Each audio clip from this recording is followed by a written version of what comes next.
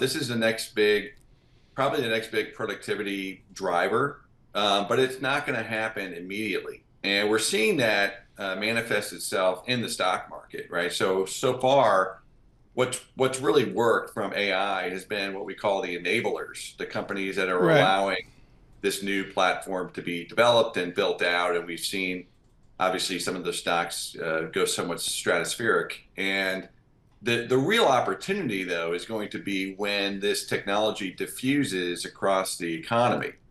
And that would be the adopters. And that's very, very early days. Now, there's been some winners in that already, but boy, Right. it's kind of hard to find them so far. The other theme that we've been really espousing for the last year and a half, and we were early on this, is this idea of operational efficiency. In fact, many companies adopted that phrase for their own taking because that's what they needed to do. Over the last year, as you know, it's been a very unbalanced economy where you have a very heavy-handed government influence, which is Well, kind of keeping the aggregate statistics strong.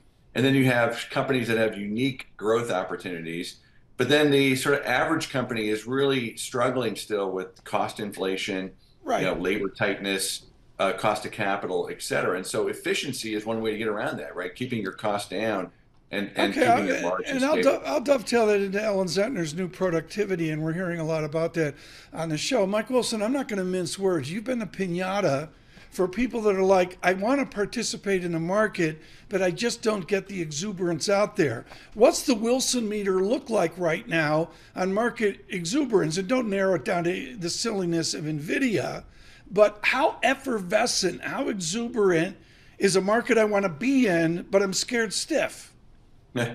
Yeah, I mean, look, there's been some big winners and some big losers. It's been a stock picking environment, quite frankly, really for the last year and a half. And look, we had that major low that was made in October 22, one that we identified as a good opportunity. The one last fall we felt was close, but didn't quite get there. But of course, we had a huge rally. And what's happened, Tom, and I think this is a differentiating feature of our Yeah. view versus others, is we view the last 4 to 5 month rally as being driven more by very loose financial conditions, extreme liquidity, which is finding its way into the right parts of the market. And the parts of the market that are working are what we call high quality growth stocks. Yep. And some of those you've mentioned, and some of those are, but it's not just tech stocks.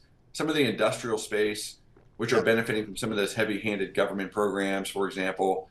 Some of the consumer space is having a bounce back, Right. particularly consumer services.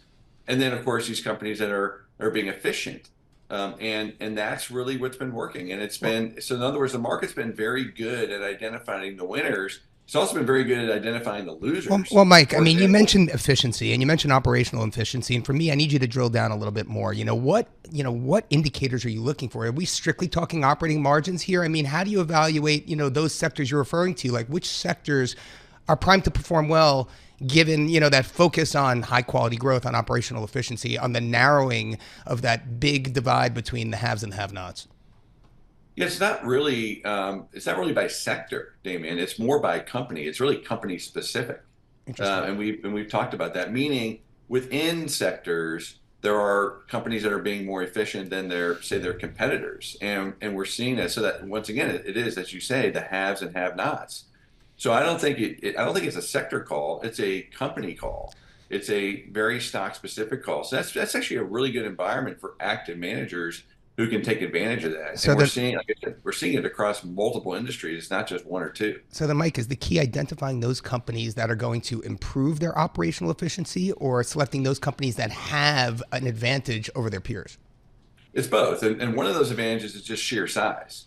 Having scale, having the ability to kind of manage your cost structure, being efficient with your labor and hiring.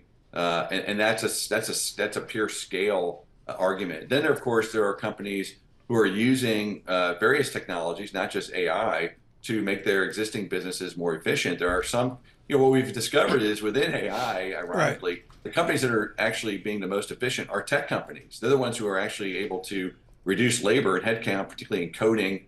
That's one area where it's been extremely efficient, back office, et cetera. So in many ways, AI is helping to keep the labor Well, market a little bit soft. Let's talk about, your note from yesterday, multiple expansion, kind of accounting for most of the move we've seen here in equities.